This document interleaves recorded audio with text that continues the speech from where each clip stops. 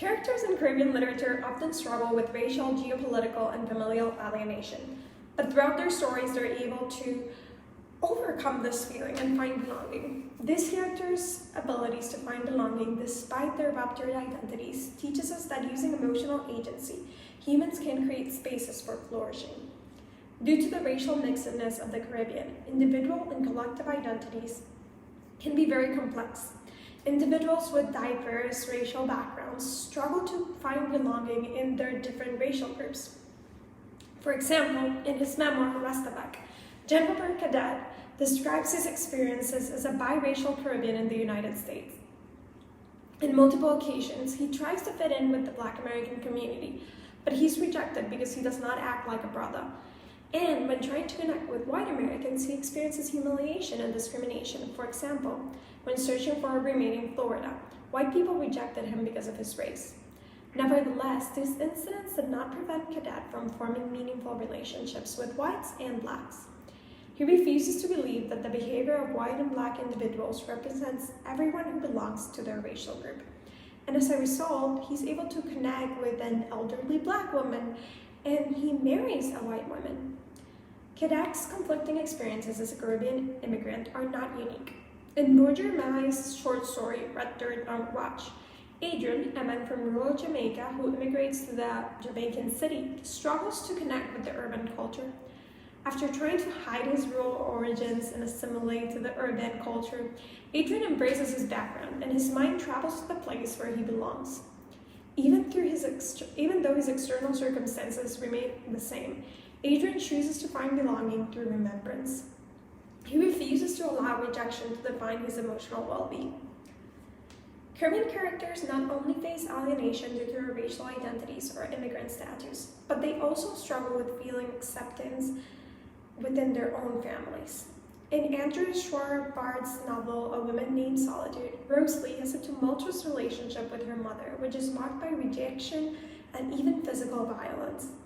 Bayang Mai, Rosalie's mother, dreams of Rosalie coming out of her womb as a little white man with a whip in his hands. Due to the violent nature of Rosalie's conception and her mixed-race identity, her mother saw Rosalie as her oppressor. However, throughout the story, Rosalie is constantly seeking Bayang Mai's approval. She even covered her face with black mud to look more like her black mother. However, Rosalie never earns the approval of Bayang Mai, which brings her a lot of pain. It is not until she allows herself to be vulnerable and connect with another, older black woman that Rosalie overcomes the barrier of familiar alienation. She cannot make her mother love her, but she chooses to receive the love of others. Many could argue that those who face rejection and violence because of their racial identity, immigrant status, and place within their families cannot succeed and are not responsible for their failures. However, Caribbean literature suggests that we can overcome struggles that come our way.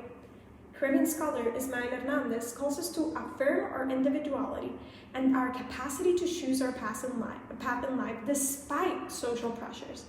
Even when the social environment remains unchanged, alienation can be overcome using emotional agency and tools like memory, vulnerability, and forgiveness. Caribbean theologian Ashley Smith states that forgiveness frees us from a victim mentality, and that is evident in the stories of Rosalie, Adrian, and Cadet. If they had stuck to the harm that had been done to them and the rejection that they had received, they would have not been able to move on with their lives. But instead, they choose to place their thoughts, their minds, their emotions in the positive things that were happening to them, in the opportunities for love, in the opportunities for relationship. Instead of focusing on the possibilities of harm, on the possibilities of being hurt, they focus on the possibilities of finding connections and of finding good people around them.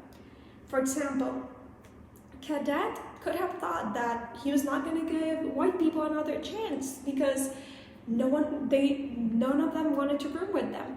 But he remains open to the possibility of meeting a good white woman, and he finds one and he marries her. And I believe that he would have done the same if he had met a good black woman, even though he was hurt by many of them. Similarly, Adrian does not spend the rest of his life thinking, oh, the urban people, they're evil, they're hurting me. That is not how he finds healing. He finds healing by moving his mind away from the rejection that he had received and towards the love that he already had in his rural community. Similarly, Rosalie, the moment in which she finds healing and acceptance is not when she's thinking, oh, Bayang Gumay, she hurt me so much, she rejected me so much, where is she? She finds healing when she opens herself up to a new relationship, when she allows other people to love her. And that is what truly heals her. Emotional agency is extremely powerful to transform relationships and to overcome alienation. And that is evident in Caribbean literature.